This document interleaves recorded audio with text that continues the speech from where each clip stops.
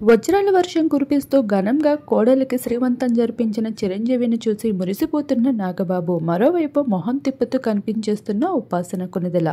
ఇక అందరికీ తెలిసిందే, లావణ్య త్రిపాఠి, వరుణ్ తేజ్ వీరిద్దరూ ఎంతో కలంగా ప్రేమించుకుంటూ ఒక హీరోయిన్ అయినప్పటికీ కూడా వరుణ్ కోసం తన కెరియర్ని పక్కన పెట్టి మెగా ఇంటి కోడలుగా అడుగుపెట్టింది. ఇక ఇండస్ట్రీకి దూరంగా ఉంటూ ప్రెగ్నెన్సీ ప్లానింగ్తో అదేవిధంగా గుడ్ న్యూస్ని అనౌన్స్ చేసింది.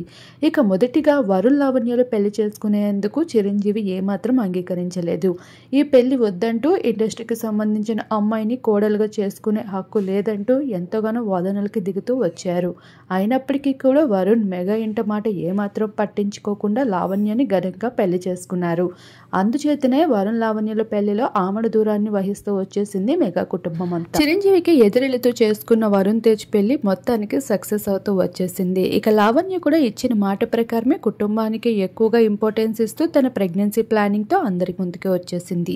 ఇక నెలలు పూర్తి చేసుకున్న లావణ్య త్రిపాఠిని చూసి మెగా కుటుంబం అంతా ఫిదా అయిపోయింది. ముఖ్యంగా చిరంజీవి అని చెప్పుకోవాలి.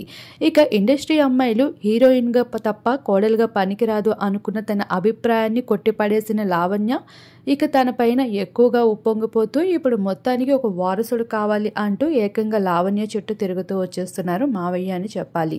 ఈ భాగంగానే లావణ్య త్రిపాఠికి ఘనంగా శ్రీమంతపు వేడుకలు జరుపుతూ వచ్చేశారు.